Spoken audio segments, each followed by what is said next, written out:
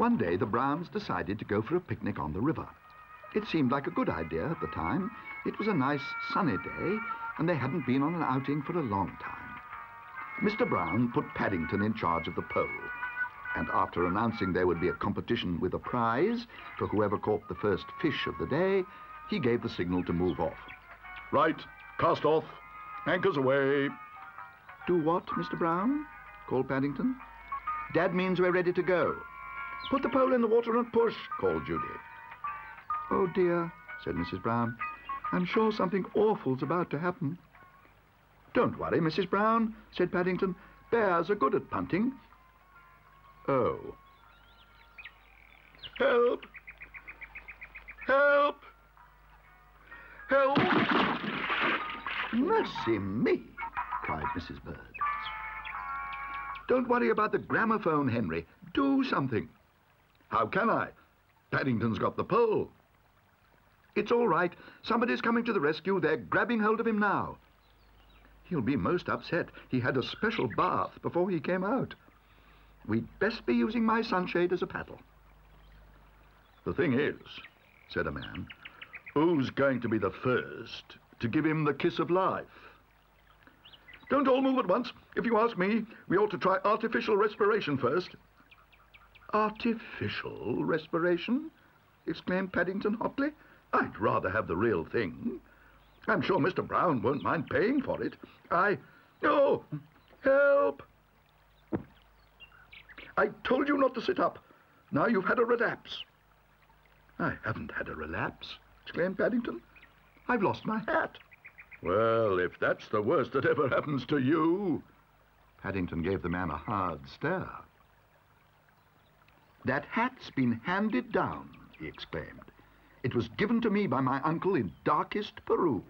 There isn't another one like it in the world. Darkest Peru. Perhaps it's sunk. Or got swept over the weir. I wouldn't mind betting it's got swept over the weir. If you ask me, it's a matter for the lock-keeper. It might be too late. It might have got sucked into a whirlpool. My hat?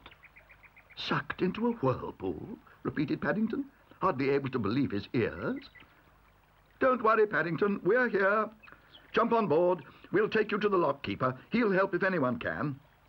Paddington considered the matter for a moment or two.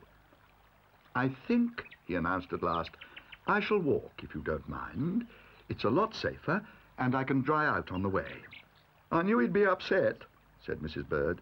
Having 2 baths in one day, when there isn't an hour in the month, is too much for any bear, especially Paddington. A hat, said the lock-keeper. Is that what it is?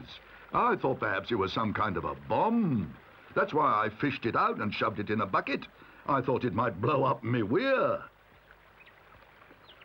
You can tell it's a hat because it's got a marmalade sandwich inside. At least what's left of one. Paddington peered inside the bucket in the hope of finding some remains, and as he did so, he nearly fell over backwards with surprise. Guess what, Mr. Brown, he exclaimed.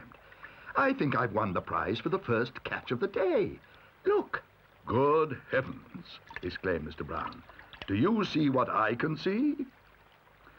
You just can't compete, said Jonathan.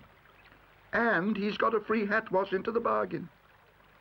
I expect, said Mrs. Bird, they were after your sandwich. Fish like bread.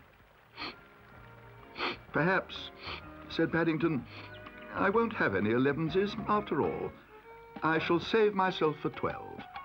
I don't want to spoil my picnic. Picnics make you hungry. Especially when you have them out of doors.